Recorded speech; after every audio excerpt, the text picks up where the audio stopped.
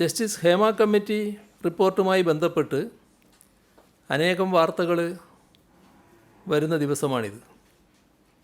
അതേക്കുറിച്ച് ചില കാര്യങ്ങൾ പറയേണ്ടതുണ്ടെന്നാണ് തോന്നുന്നത്.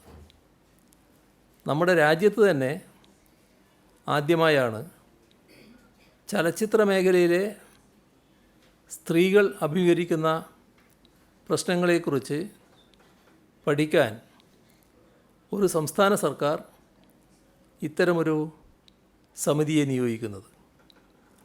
ജസ്റ്റിസ് ഹേമ കമ്മിറ്റി സമർപ്പിച്ച റിപ്പോർട്ടിൽ ഇക്കാര്യം ആമുഖമായി എടുത്തു പറയുന്നുണ്ട്. അത് ഉദ്ധരിച്ചാൽ ഇങ്ങനെയാണ്: it is for the first time that a government in this country has ventured upon such a novel task, and we are glad to be a part of this journey. ചലച്ചിത്ര മേഖലയുമായി ബന്ധപ്പെട്ട് ചില ഗൗരവതരമായ വിഷയങ്ങൾ ഉയർന്നു വന്നപ്പോഴാണ് സർക്കാർ ഈ കമ്മിറ്റിയെ നിയോഗിച്ചത്. സിനിമാ മേഖലയിൽ പ്രവർത്തിക്കുന്ന വനിതകൾ നേരിടുന്ന പ്രശ്നങ്ങളും തൊഴിൽ സാഹചര്യവും പഠിച്ച് റിപ്പോർട്ട് സമർപ്പിക്കുന്നതിനായി റിട്ടയേർഡ് ജസ്റ്റിസ് ഹേമ അധ്യക്ഷയും സുപ്രസിദ്ധ സിനിമാ താരം ശാരദ, റിട്ടയേർഡ് IAS ഉദ്യോഗസ്ഥ KB വത്സലകുമാരി എന്നിവർ അംഗങ്ങളായുമുള്ള സമിതിയെ ചുമതലപ്പെടുത്തി. 2017 ജൂൺ 6-നാണ് സർക്കാർ ഇതുമായി ബന്ധപ്പെട്ട ഉത്തരവ് പുറപ്പെടുവിച്ചത്. 6 മാസത്തിനുള്ളിൽ റിപ്പോർട്ട് സമർപ്പിക്കണമെന്നായിരുന്നു നിർദ്ദേശിച്ചത്. നിശ്ചിത സമയത്തിനുള്ളിൽ നടപടിക്രമങ്ങൾ പൂർത്തിയാവാത്തതിനാൽ കാലാവധി ദീർഘിപ്പിച്ച് നൽകി. 31/12/2019 റിപ്പോർട്ട് സമർപ്പിച്ചത്. ജസ്റ്റിസ് ഹേമ കമ്മിറ്റി റിപ്പോർട്ടിലെ ശുപാർശകൾ അതീവ പ്രാധാന്യം നൽകി നടപ്പിലാക്കാനാണ് സർക്കാർ ശ്രമിച്ചത്. അടിയന്തര സ്വഭാവത്തിൽ പരിഗണിക്കേണ്ടതും ഉടൻ പരിഹാരം കാണേണ്ടതുമായ പ്രശ്നങ്ങൾക്കാണ് ആദ്യഘട്ടത്തിൽ തീർപ്പുണ്ടാക്കിയത്. വിശദമായ പരിശോധനയിലൂടെ നടപ്പിലാക്കേണ്ട ശുപാർശകൾ തുടർന്ന് പരിഗണിച്ചു. റിപ്പോർട്ടിലെ ശുപാർശകൾ നടപ്പിലാക്കുന്നതിന് പൊതുമാർഗരേഖ കൊണ്ടുവരാൻ സർക്കാരിന് അധികാരമുണ്ടോ എന്ന പ്രശ്നം അഭിസംബോധന ചെയ്യാനാണ് അടുത്ത ഘട്ടത്തിൽ ശ്രമിച്ചത്.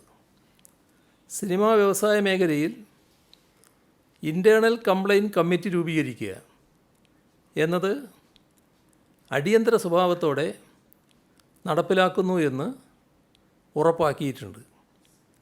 സിനിമാ മേഖലയിൽ പ്രവർത്തിക്കുന്ന സ്ത്രീകളുടെ പ്രധാന ആവശ്യമായിരുന്നു അത്. മറ്റൊരു പ്രധാന ശുപാർശ വനിതകൾ സംവിധായകരും സാങ്കേതിക പ്രവർത്തകരുമായി വരുന്ന സിനിമകൾക്ക് പ്രോത്സാഹനം നൽകണമെന്നതാണ്. ക്രിയാത്മകമായ ഇടപെടലാണ് ഇതിൽ സർക്കാർ നടത്തിയത്. അതിനായി ബജറ്റ് വിഹിതം നീക്കിവെച്ചു. പ്രതിവർഷം വനിതകളുടെ വിഭാഗത്തിൽ 2, പട്ടികജാതി പട്ടികവർഗ വിഭാഗത്തിൽ 2 സിനിമകൾക്ക് പരമാവധി 1.5 കോടി രൂപ നൽകാൻ തീരുമാനിച്ചു.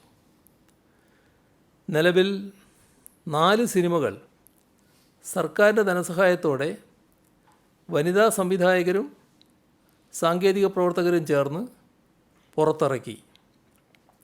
സർക്കാരിൻ്റെ സാമ്പത്തിക സഹായത്തോടെ വനിതകൾ നിർമ്മിക്കുന്ന മറ്റ് ചലച്ചിത്രങ്ങൾ നിർമ്മാണ ഘട്ടത്തിലാണ്.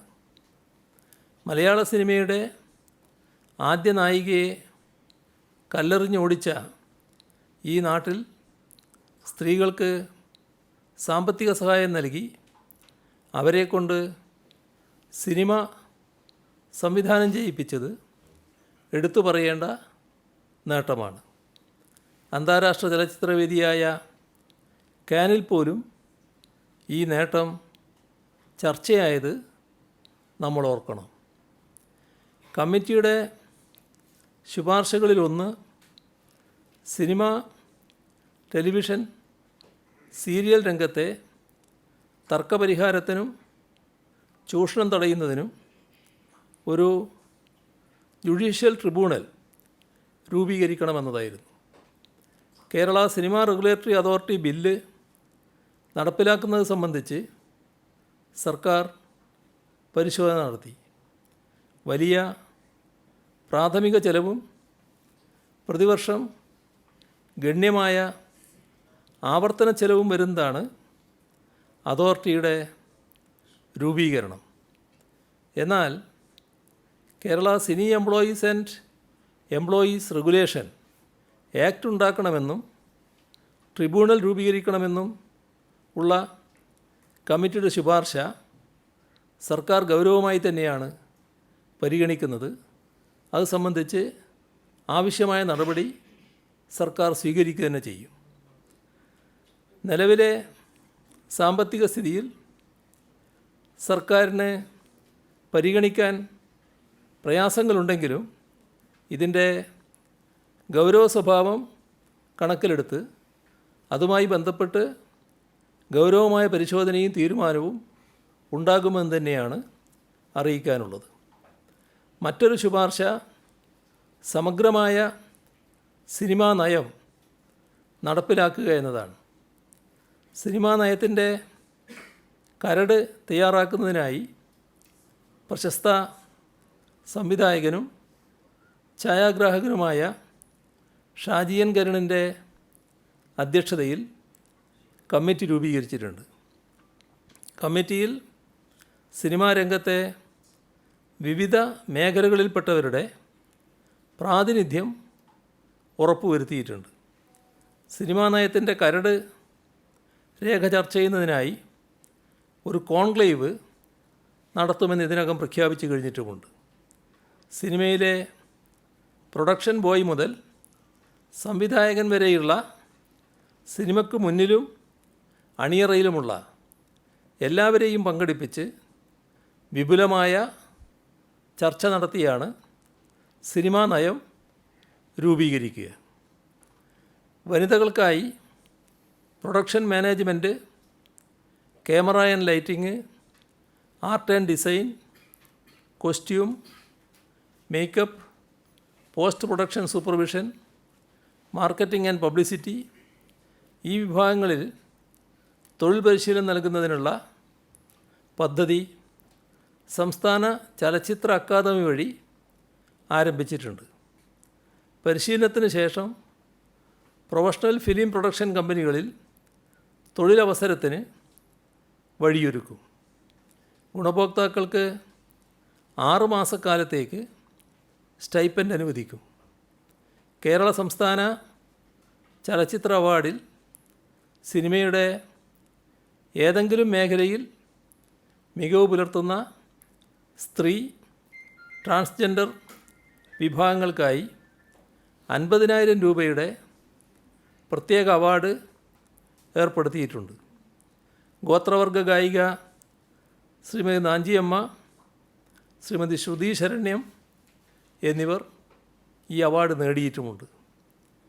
അഭിനയം വൈദഗ്ധ്യമുള്ള തൊഴിൽ മേഖലയായതിനാൽ സ്ത്രീ പുരുഷ ഭേദമന്യേ തുല്യവേതനം ഏർപ്പെടുത്തുക, അതുപോലുള്ള ശുപാർശകൾ നടപ്പിലാക്കുന്നതിന് സ്വാഭാവികമായ ചില പരിമിതികളുണ്ട്. പ്രൊഫഷണലുകളുടെ വേതനം ഒരാളിൽ നിന്ന് മറ്റൊരാളുടേത് വ്യത്യസ്തമായിരിക്കും. പ്രൊഫഷണലായ സിനിമാ താരത്തിൻ്റെ ശമ്പളവും തുടക്കക്കാരനായ നടൻ്റെയോ നടിയുടെയോ ശമ്പളവും ഒന്നാവണമെന്ന് ആഗ്രഹിക്കാമെങ്കിലും നടപ്പിലാക്കുന്നതിന് പ്രായോഗിക തടസ്സമുണ്ടാകും.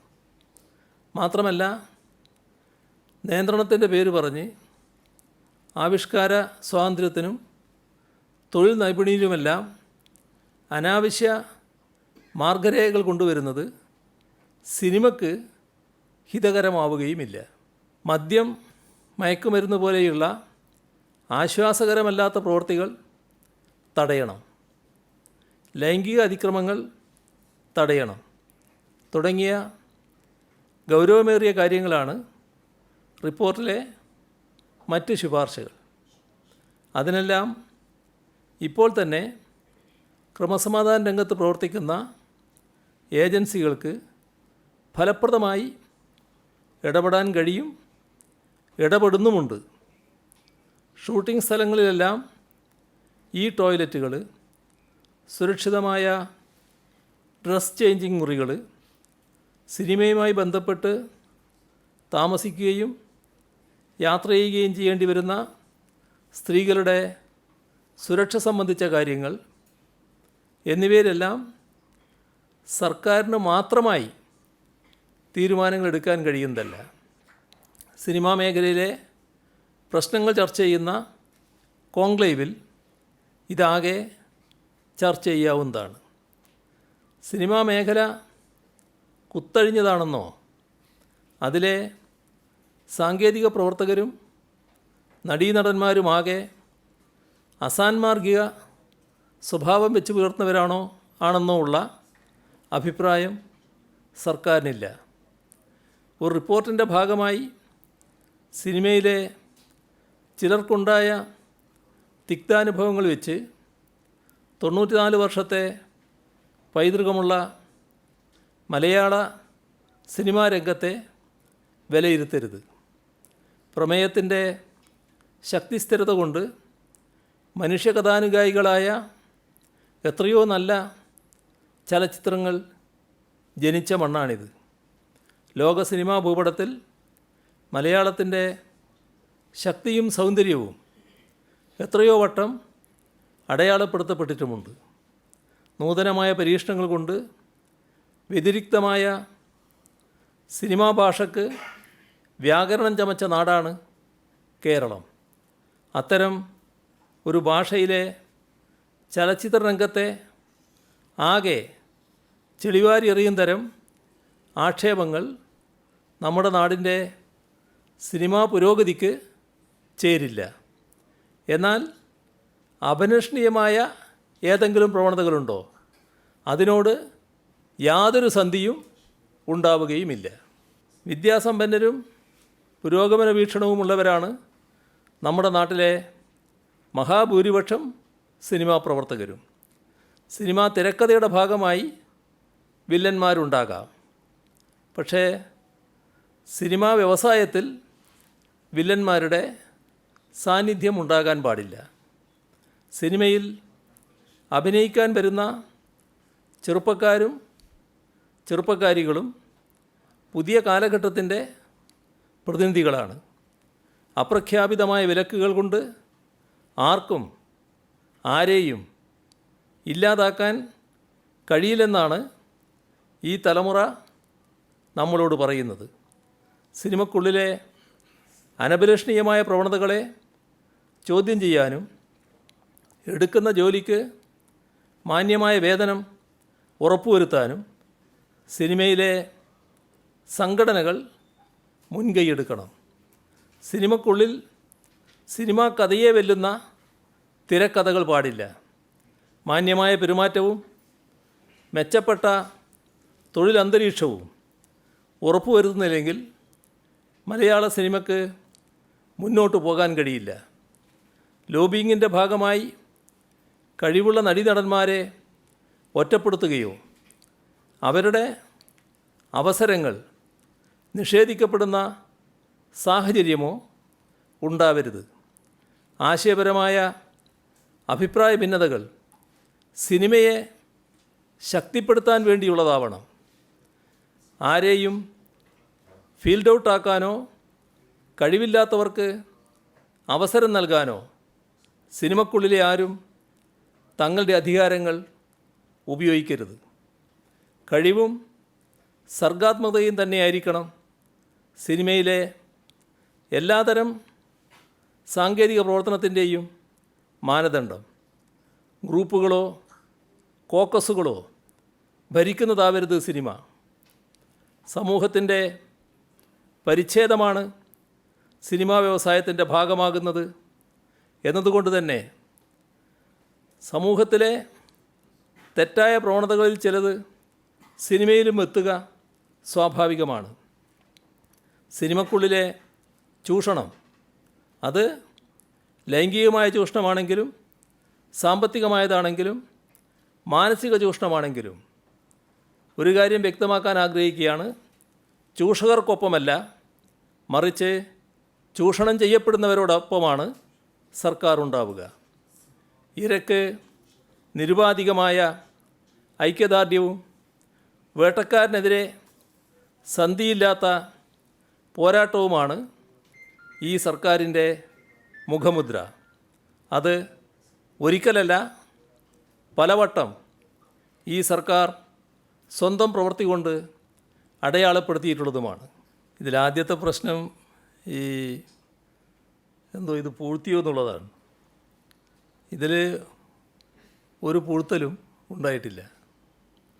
ഇപ്പോൾ ഹേമ കമ്മിറ്റി റിപ്പോർട്ടിൽ പലരുടെയും സ്വകാര്യതയെ ബാധിക്കുന്ന പരാമർശങ്ങളുണ്ട്. അതുകൊണ്ട് തന്നെ ഇത് പുറത്തുവിടാൻ പാടില്ല എന്ന് ആവശ്യപ്പെട്ടുകൊണ്ട് ജസ്റ്റിസ് ഹേമ തന്നെ 2020 ഫെബ്രുവരി 19 സർക്കാരിന് കത്ത് നൽകിയിരുന്നു. ഇവിടെ തങ്ങളുടെ കമ്മിറ്റി മുൻപാകെ സിനിമാ മേഖലയിലെ ചില വനിതകൾ നടത്തിയത് തികച്ചും രഹസ്യാത്മകമായ വെളിപ്പെടുത്തലുകളാണ്. ആയതിനാൽ യാതൊരു കാരണവശാലും താനടങ്ങുന്ന കമ്മിറ്റി തയ്യാറാക്കിയ റിപ്പോർട്ട് പുറത്തുവിടാൻ പാടില്ല എന്ന് ജസ്റ്റിസ് ഹേമ കത്തിൽ ആവർത്തിച്ച് ആവശ്യപ്പെട്ടിരുന്നു. അവരുടെ കത്തിലെ പ്രധാന ഭാഗം ഞാൻ ഉദ്ധരിക്കാം. We have been following the principles laid down by the Supreme Court in various decisions. In keeping the matter extra confidential, it would also take the liberty to alert you to follow these principles before parting with the report to anybody in a routine manner. ഇതാണ് അവർ അയച്ച കത്തിൽ പറയുന്നത്. വ്യക്തികളുടെ സ്വകാര്യത ലംഘിക്കുന്ന വിവരങ്ങൾ പങ്കിടാൻ കഴിയാത്ത സാഹചര്യത്തിൽ വിവരാവകാശ നിയമപ്രകാരം ജസ്റ്റിസ് ഹേമ കമ്മീഷൻ്റെ പകർപ്പ് ആവശ്യപ്പെട്ട് അപേക്ഷകൾ സാംസ്കാരിക വകുപ്പിൻ്റെ മുഖ്യ വിവരാവകാശ ഓഫീസർക്ക് വന്നപ്പോൾ അദ്ദേഹം അത് നിരസിച്ചു. അതിനെതിരെ റിപ്പോർട്ട് പുറത്തുവിടണമെന്നാവശ്യപ്പെട്ട് ഒരു മാധ്യമപ്രവർത്തകൻ 2020 തന്നെ വിവരാവകാശ കമ്മീഷനെ സമീപിച്ചു.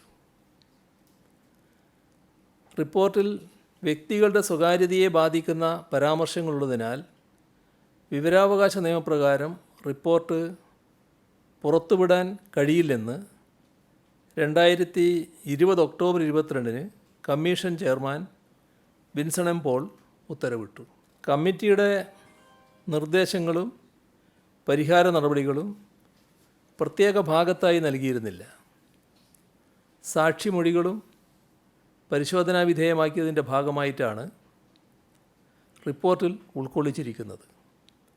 ഇതുകൊണ്ട് തന്നെ വെളിപ്പെടുത്തേണ്ടവ ഏതെന്ന് വിഭജിച്ചെടുത്ത് ചൂണ്ടിക്കാട്ടുക അസാധ്യമാണെന്ന് നിരീക്ഷിക്കുകകൂടി ചെയ്തുകൊണ്ടാണ് റിപ്പോർട്ട് വെളിപ്പെടുത്താൻ നിർവാഹമില്ലെന്ന് വിവരാവകാശ കമ്മീഷൻ വ്യക്തമാക്കിയത്. 2020 ആ ഉത്തരവ്. 2020 പുറപ്പെടുവിച്ച ആ ഉത്തരവിനെ ഓവർ റൂൾ ചെയ്താണ് വിവരാവകാശ കമ്മീഷൻ റിപ്പോർട്ട് പരസ്യപ്പെടുത്താൻ 2024 ജൂലൈ 7-ന് സർക്കാർ നിർദ്ദേശം നൽകിയത്. വിവരാവകാശ നിയമപ്രകാരം സ്വകാര്യതാ ലംഘനമുള്ള ഭാഗങ്ങൾ ഒഴിവാക്കി റിപ്പോർട്ട് പരസ്യപ്പെടുത്താനായിരുന്നു കമ്മീഷൻ നിർദ്ദേശം.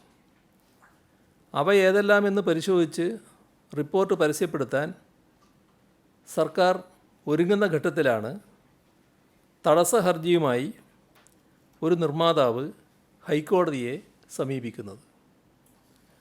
റിപ്പോർട്ട് പുറത്തുവിടുന്നതിനെതിരെ ബഹുമാനപ്പെട്ട ഹൈക്കോടതി ആദ്യം സ്റ്റേ ഉത്തരവ് പുറപ്പെടുവിച്ചു. പിന്നീട് ആ സ്റ്റേ വെക്കേറ്റ് ചെയ്യപ്പെട്ടു. ഇതോടെ വീണ്ടും റിപ്പോർട്ട് പുറത്തുവിടാൻ തയ്യാറെടുക്കുന്നതിനിടെയാണ് മറ്റൊരു തടസ്സ ഹർജിയുമായി പ്രമുഖ നടി ഹൈക്കോടതിയെ സമീപിച്ചത്. അതിന്മേലുള്ള നിയമതടസ്സങ്ങൾ കഴിഞ്ഞ ദിവസമാണ് അവസാനിച്ചത്. അതിനു പിന്നാലെ റിപ്പോർട്ട് പുറത്തു വന്നു. സർക്കാരിന് ഇതിൽ ഒരൊറ്റ നയമേ ഉള്ളൂ. അത് ബന്ധപ്പെട്ട മന്ത്രി അടക്കമുള്ളവർ പലതവണ വ്യക്തമാക്കിയിട്ടുണ്ട്. റിപ്പോർട്ട് പുറത്തു വരുന്നത് ഒരു തരത്തിലും സർക്കാരിന് എതിർപ്പുള്ള കാര്യമല്ല.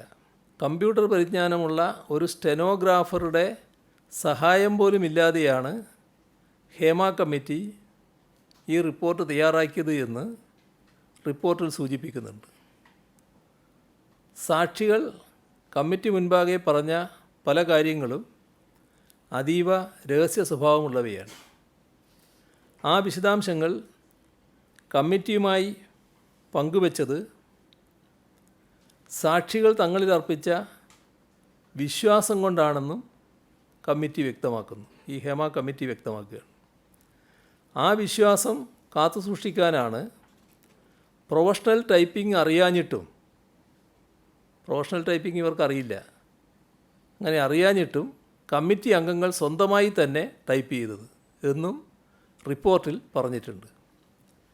വ്യക്തികൾ കമ്മിറ്റിക്ക് മുൻപാകെ വെളിപ്പെടുത്തിയ ഏതെങ്കിലും വിവരങ്ങൾ ചോർന്ന് വിവാദമാകുന്നത് തടയേണ്ടതിൻ്റെ അനിവാര്യത റിപ്പോർട്ടിൽ തന്നെ വ്യക്തമാക്കിയിട്ടുണ്ട് എന്നാണ് അർത്ഥം. റിപ്പോർട്ടിലെ ചില പരാമർശങ്ങളെടുത്താൽ ഈ കാര്യങ്ങൾ അതേ രീതിയിലുള്ള വാചകം കാണാൻ പറ്റും. Another difficulty faced by the committee is in the preparation of this report without the help of a stenographer who has computer knowledge. പിന്നെ ഒരു ഭാഗത്ത് പറയാണ്, we wanted to prevent any information which was disclosed to the committee from being leaked out and becoming a controversy even before filing of the report before the government. എന്നിട്ട് പിന്നെ പറയാണ്, we are forced to type this report by ourselves though none of us knows professional typing. This we find a tedious task.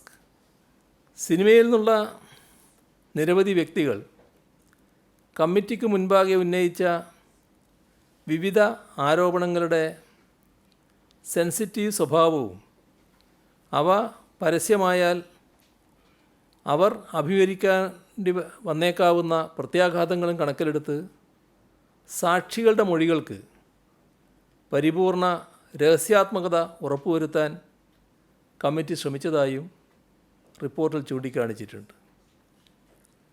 അപ്പോൾ committee തന്നെ ഇത് പുറത്തുവിടാൻ പാടില്ല എന്നുള്ള നിർബന്ധത്തിലായിരുന്നു. അപ്പോൾ വസ്തുത ഇതായിരിക്കെ സർക്കാർ പൂഴ്ത്തിവെച്ചു എന്ന് പറയുന്നതിൽ എന്തർത്ഥമാണുള്ളത്? സർക്കാരിന് ചെയ്യാൻ കഴിയുന്ന എല്ലാ കാര്യങ്ങളും ചെയ്തിട്ടുണ്ട്, ഇനിയും ചെയ്യുകയും ചെയ്യും.